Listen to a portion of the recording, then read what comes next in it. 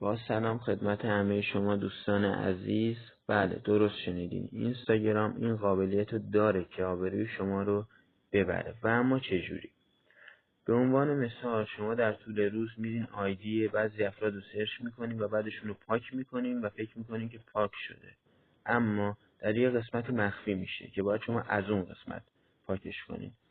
و شما به راحتی میتونین با گرفتن گوشی خانم یا آقاتون بریم به این قسمت تا ببینین که خانم یا آقاتون چه اشخاصی رو در طول روز سرچ میکنن.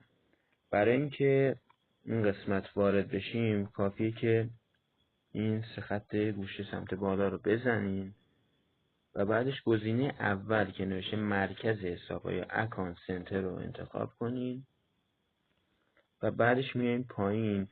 اینجا نوشته Your Information and Permissions، یعنی اطلاعاتتون و مجوزاتون. روش میزنین، روی گزینه سرچ هیستوری وقتی بزنین، اینجا هم روی قسمت آیدیت که میزنی اینجا میاره تمام افرادی که سرچ کردی در عرض 30 روز. تو 30 روز قبل، یعنی یک ماه قبل رو میاره که شما کیا رو سرچ کردین. و به همین ترتیب میتونی با علاوه زدن علامت زبدر اینا رو به راحتی اینجا پاک کنیم و از دست اینا راحت بشیم.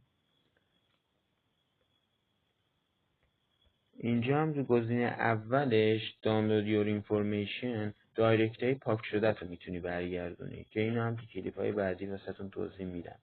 ولی این کلیپ فقط میخواستم به شما اینو یاد بدم که تاریخچه‌تون رو به راحتی بتونین پاک کنین. ممنون میشم ویدیو رو لایک کنین، کامنت بذارین و چنلمون رو سابسکرایب کنین.